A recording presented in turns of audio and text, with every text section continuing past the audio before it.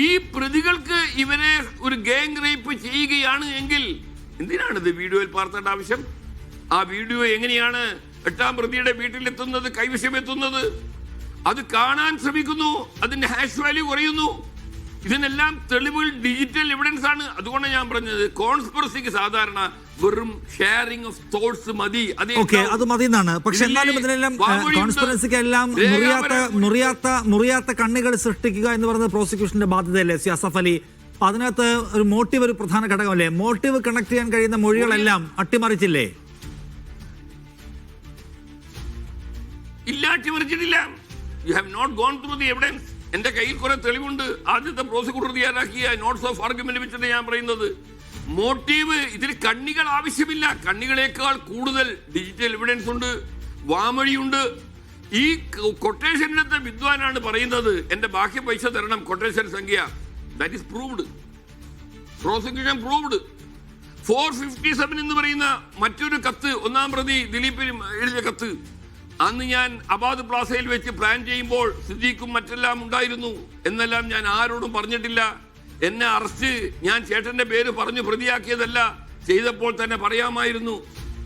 ഈ പ്രോസിക്യൂഷൻ കൊടുത്ത റിലേ ചെയ്ത P454 എന്ന് പറയുന്ന കത്ത് വെരി ക്ലിഞ്ചിങ് എവിഡൻസ് ആണ്. ഇതിൽ മോട്ടീവ് പറഞ്ഞില്ലേ നിങ്ങൾ? മോട്ടീവ് മഞ്ജു വാര്യരുടെ തെളിവ് പരിശോധിച്ചു. മഞ്ജു വാര്യരുടെ തെളിവ് വളരെ ക്ലിഞ്ചിങ് ആണ്. ഈ അബാദ് പ്ലാസയിലെ 410ാം മുറിയിൽ നടന്ന ഗൂഢാലോചനയിൽ പറയുന്ന എന്താണ്? മഞ്ജു വാര്യരോട് ഈ വിക്റ്റിമാണ് പറഞ്ഞു കൊടുത്തിരിക്കുന്നത് ഇദ്ദേഹത്തിന്റെ കാമുകി 2ാമത്തെ ഭാര്യയുമായുള്ള ബന്ധം മഞ്ജു വാര്യരെ അറിയിച്ചിരിക്കുന്നതിന്റെ വൈരാഗ്യം, ശത്രുതയാണ്. അമേരിക്കൻ വിസിറ്റിൽ എന്താണ് തെളിഞ്ഞത്? അമേരിക്കയിൽ 1 മാസം ദിലീപ് ഷോ നടത്തി. അവിടെ ഇവരെല്ലാം ഉണ്ടായിരുന്നു. അവിടെ നടന്ന സംഭവങ്ങളെല്ലാം മഞ്ജു വാര്യർ അറിയിച്ചതും മഞ്ജു വാര്യർ നേരിട്ട് അറിഞ്ഞതും ഈ വിക്ടിമിൽ കൂടിയാണ് എന്ന് മനസ്സിലാക്കുന്നു. അവിടെയാണ് ശത്രുതയുടെ ആഴം, പരപ്പ്, കാഠിന്യം പുറത്തു വന്നത്. പിന്നെ കോടതിക്ക് തെറ്റുപറ്റും. സൂര്യനെല്ലി ഗാങ് റേപ്പ് കേസ് നമുക്ക് ഓർമ്മയില്ലേ? I prosecuted in high court. കീഴ്ക്കോടതി മുഴുവൻ ആളെയും ശിക്ഷിച്ചു. കേരള ഹൈക്കോടതിയുടെ ഡിവിഷൻ ബെഞ്ച് മുഴുവൻ ആളെയും വെറുതെ വിട്ടു. സുപ്രീം കോടതി പോയി. സുപ്രീം കോടതി തിരിച്ച് പുനർവിചാരണയ്ക്ക് വെച്ചു. പുനർവിചാരണ 9 മാസം ആസ് എ DGP ഞാനാണ് നടത്തിയത്. വെറുതെ വിട്ട മുഴുവൻ പ്രതികളിൽ 3 പേരെ ഒഴിച്ച് ബാക്കി എല്ലാവർക്കും ശിക്ഷ വാങ്ങിപ്പിച്ചു കൊടുക്കാൻ സാധിച്ചു. It means what can go wrong? നമ്മുടെ കോടതിയുടെ നമ്മുടെ ഒരു കാര്യം കൂടി ഞാൻ ചോദിച്ചോട്ടെ അസഫ് അലി, എന്ന് വെച്ചാൽ ഈ കേസിന് ഇനിയും തുടർ സാധ്യതകളുണ്ട്. എന്ന് വെച്ചാൽ പ്രോസിക്യൂഷന്റെ ഭാഗം പെർഫെക്റ്റ് ആണ്. അത് അസസ് ചെയ്യുന്നതിൽ, നീതിയുക്തമായ വിധി പറയുന്നതിൽ ഈ ജഡ്ജിക്കാണ് പിഴവ് പറ്റിയിട്ടുള്ളത്, കോടതിക്കാണ്. എന്നുവെച്ചാൽ ഇതേ വിവരങ്ങൾ വെച്ചുകൊണ്ട് തന്നെ ഈ കേസിൽ ഇവരെയൊക്കെ ശിക്ഷിക്കാൻ മേൽക്കോടതികൾക്ക് കഴിഞ്ഞേക്കുമെന്നാണ് താങ്കൾ പറയുന്നത്.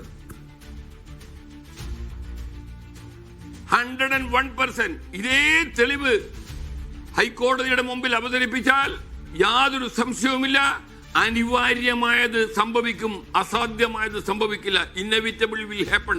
എന്താണ് ഇന്നെവിറ്റബിൾ? Conviction of A8. എനിക്ക് അദ്ദേഹത്തോട് ഒരു വിരോധമില്ല, ഞാൻ അദ്ദേഹത്തിന്റെ ഫാനാണ്.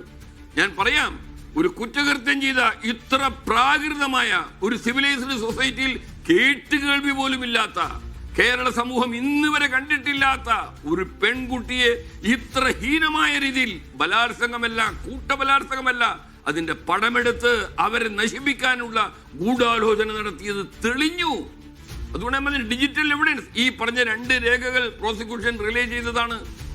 ഈ 2 രേഖകളിലെ കണ്ടന്റ് തർക്കിക്കാൻ പറ്റാത്തതാണ്. ഡിജിറ്റൽ എവിഡൻസ്, ഈ സീൻ കണ്ടതിന്റെ ഹാഷ് വാല്യൂ കുറഞ്ഞില്ലേ? മെമ്മറി കാർഡ് ഈ വീട്ടിൽ എങ്ങനെ എത്തിയത്? ഈ മെമ്മറി കാർഡ് എങ്ങനെ ഈ 8ാം പ്രതിയുടെ വീട്ടിലെത്തി? ആരെത്തിച്ചു? That's a very main big question. നിയമരംഗത്ത് നാളുകളിൽ ചർച്ച ചെയ്യപ്പെടുന്ന വിഷയമാണ്. അതുകൊണ്ട് ഇതൊരു അന്തിമ വിധിയല്ല, ഇത് ആരംഭമാണ് എന്ന് വിശ്വസിക്കുന്ന ഒരാളാണ് ഞാൻ.